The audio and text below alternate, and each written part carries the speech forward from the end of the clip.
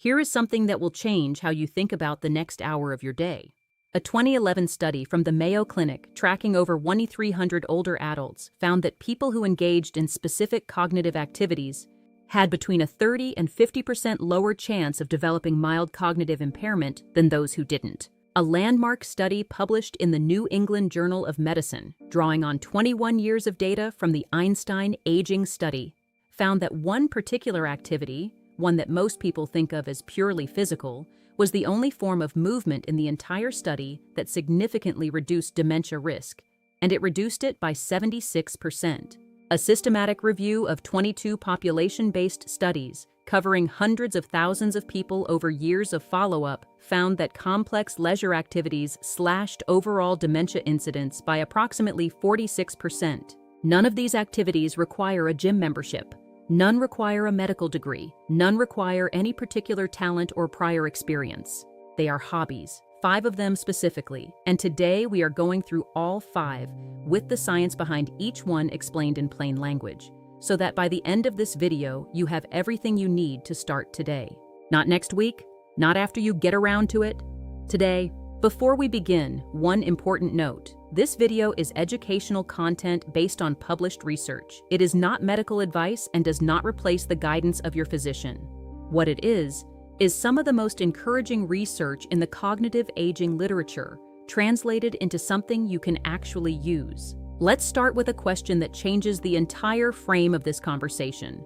What do dancing, gardening, knitting, playing an instrument, and playing cards have in common? On the surface, not much. One is physical, one is outdoors, one is meditative, one requires years of learning, one you can do at a kitchen table in 10 minutes. But through the lens of neuroscience, they share something remarkable. All 5 engage the brain in what researchers call multimodal stimulation, activating multiple cognitive, sensory, motor, and in some cases, social systems simultaneously. And it is that simultaneous engagement across different brain systems, happening consistently over time, that appears to be the mechanism behind their protective power. Your brain is not protected by rest, it is protected by use, specifically by the kind of complex, engaging, purposeful use that hobbies provide. Every time you learn a new stitch pattern, remember a card sequence. Navigate a dance partner's unexpected move, or identify a plant by its smell while your hands are in the soil. Multiple regions of your brain are communicating, reinforcing connections, and building what neuroscientists call cognitive reserve, the structural buffer that determines how long your brain can compensate for age-related changes before those changes become functionally visible. Now, 5 hobbies. Let's start with the one that produced the most dramatic finding in the literature. Hobby number 1, dancing. The New England Journal of Medicine study is worth understanding in some detail because the finding was genuinely surprising to the researchers themselves. They tracked 469 adults aged 75 and older across 21 years, measuring their participation in a wide range of physical and cognitive leisure activities: reading, writing, crossword puzzles, playing board games, playing musical instruments, walking, tennis, swimming, golf, cycling, and dancing, among others. When they analyzed the data, something stood out immediately.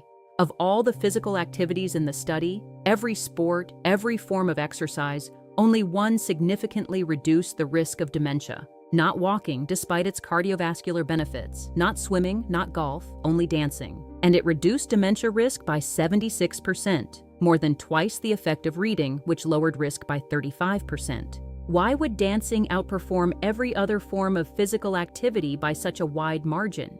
The answer lies in what dancing demands of the brain that ordinary exercise does not. When you are on a dance floor with a partner, especially freestyle social dancing, where steps are not memorized in advance, but improvised in real time, your brain is making rapid, continuous decisions. You are reading your partner's body language. You are processing music simultaneously. You are coordinating bilateral movement, both sides of your body working in complementary patterns. You are maintaining spatial awareness. You are remembering and adapting sequences. And you are doing all of this at once, in real time, while also navigating the social dimension of connection with another person.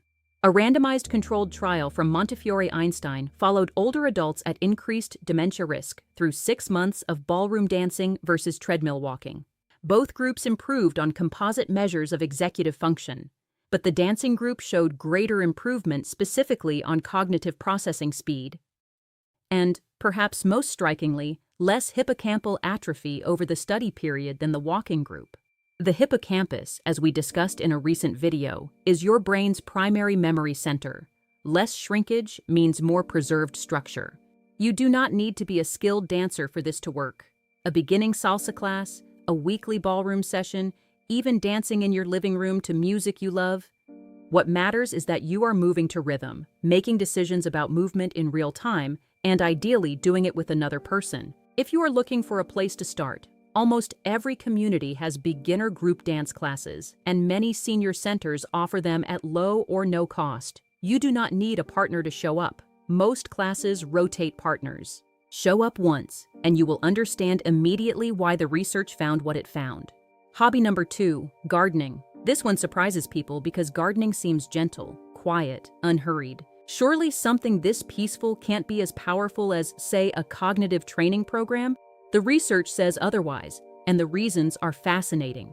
A study from the University of Edinburgh found that consistent gardening engagement was associated with lower risk of cognitive decline, noting that gardening involves complex cognitive processes including memory, planning, and executive function. A large-scale cross-sectional study of nearly 137,000 American adults aged 45 and older found that gardeners showed significantly lower rates of subjective cognitive decline than non-exercisers, and meaningfully lower rates even than other forms of exercise. How? Think about what gardening actually asks of your brain. Planning what to plant and when requires prospective memory, remembering future intentions. Learning about plants, soil conditions, pests, and seasons is ongoing factual learning.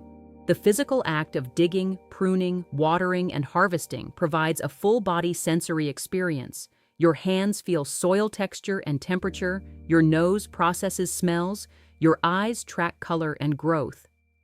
Your proprioceptive system navigates uneven terrain. That multisensory engagement activates multiple brain regions simultaneously, exactly the pattern that builds cognitive reserve. A research team studying the molecular effects of gardening activity measured BDNF levels, brain-derived neurotrophic factor, the molecule we discussed in a recent video as the brain's primary growth and maintenance protein, before and after gardening sessions in adults over 65. They found significant increases in BDNF following even a single 20-minute gardening session. A separate study found improvements in serotonin metabolism and cognitive performance in older adults following a structured gardening program. There is also something about gardening that almost no other hobby provides: the combination of purpose, mastery, and the passage of time.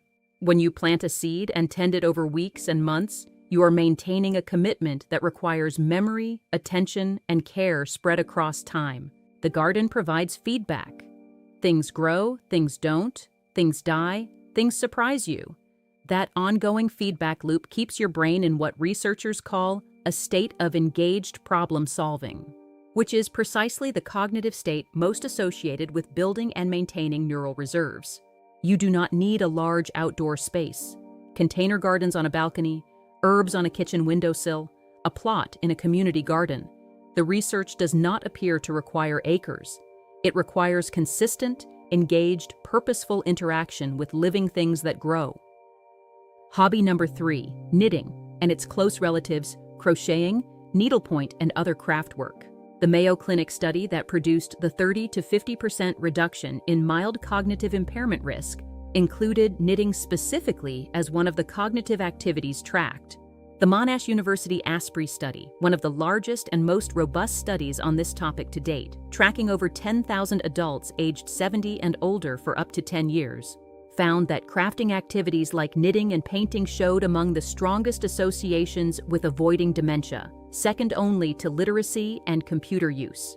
The protective mechanism here is elegant. Knitting requires what neuroscientists call bilateral coordinated movement, both hands performing different, complementary tasks simultaneously, which promotes communication between the brain's two hemispheres. It requires working memory to hold a pattern in mind while executing individual stitches. It requires attention and task switching, counting rows, tracking pattern changes, adapting when mistakes occur. And it engages the procedural memory system, which is the same system responsible for learned motor sequences.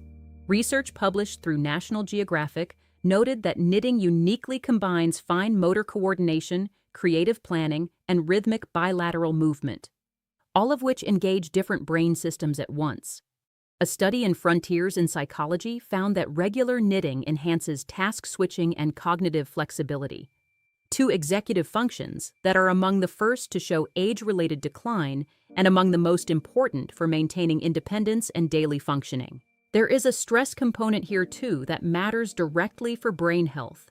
Research has consistently found that knitting reduces cortisol levels, the stress hormone whose chronic elevation damages the hippocampus over time, as we have covered in earlier videos. The repetitive, rhythmic quality of the stitching creates what the American Counseling Association has described as a meditative state, activating the parasympathetic nervous system and reducing the physiological stress load that, left unchecked, is one of the documented contributors to accelerated cognitive aging.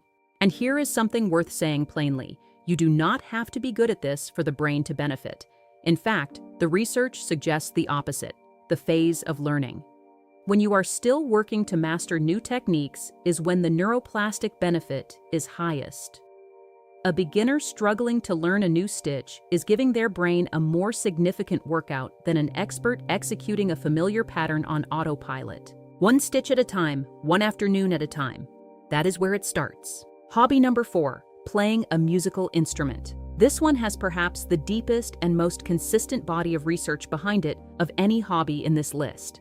The evidence comes from multiple directions: epidemiology, neuroimaging, randomized trials, and longitudinal studies, and it converges on a remarkably consistent picture. A systematic review and meta-analysis published in Alzheimer's and Dementia examined all available studies on musical instrument playing and cognitive outcomes. The finding: frequent musicians had 80% higher odds of being in the top cognitive performance decile compared to non-musicians.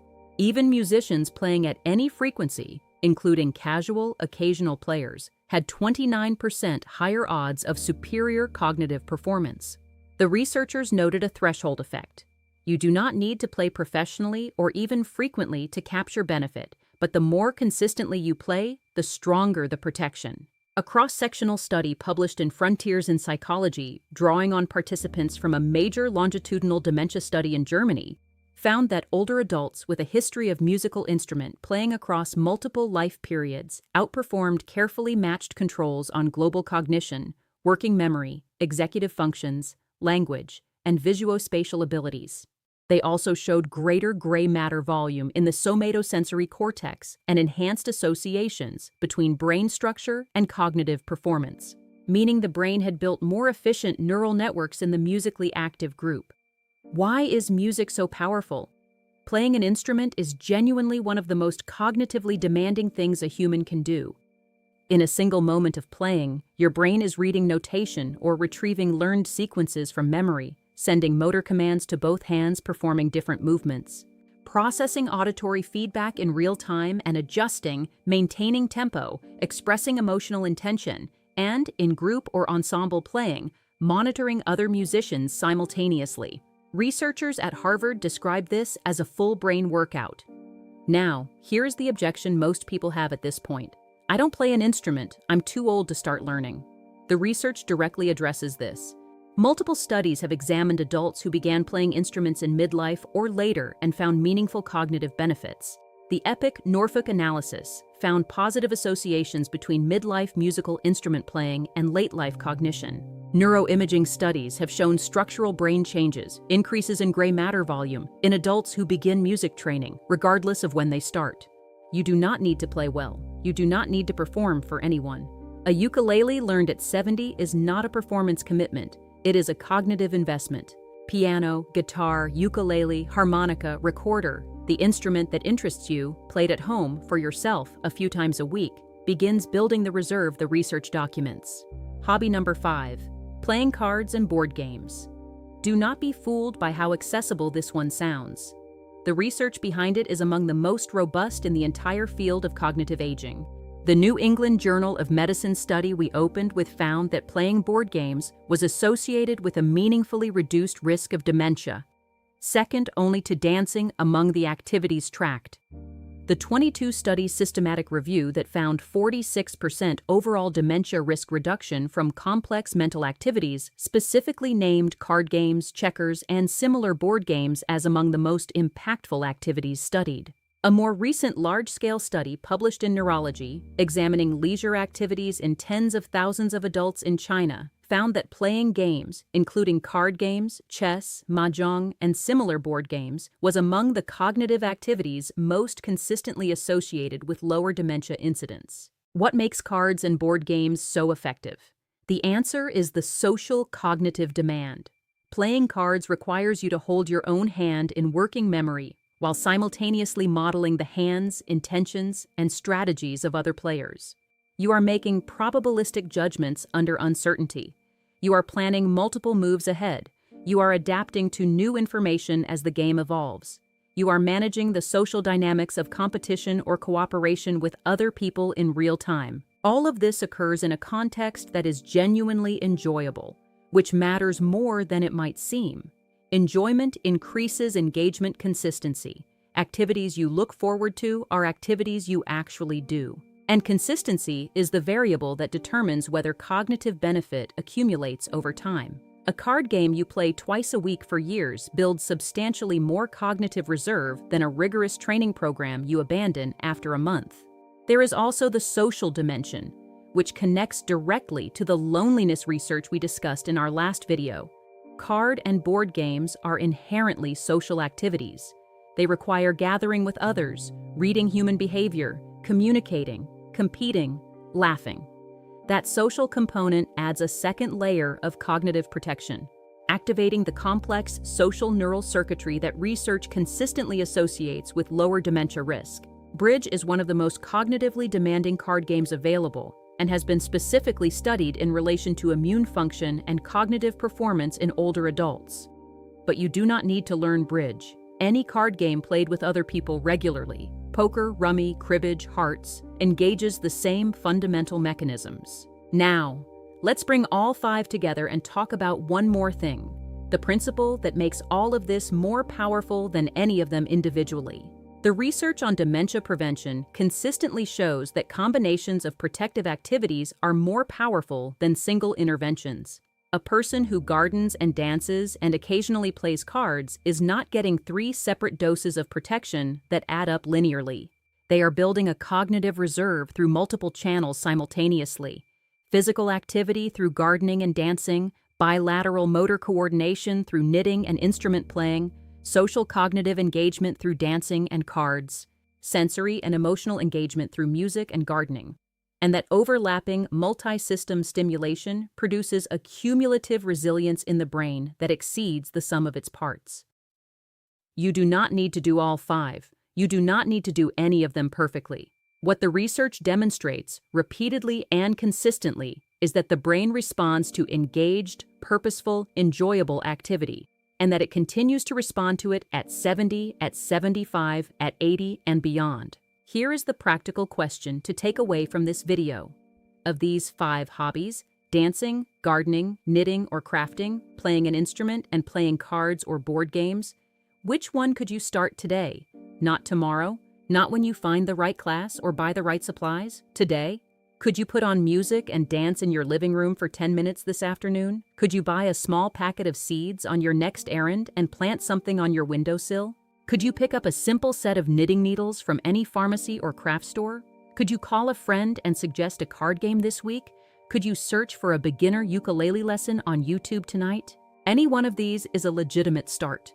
The research does not require expertise. It does not require talent. It requires showing up consistently and engaging your brain in something that challenges it, delights it, and connects it to other people and to the living world. Start today.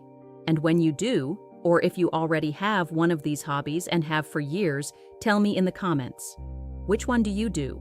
How long have you been doing it? Your story is exactly what someone else who is hesitating needs to read. Stay active, stay curious, and I'll see you in the next video.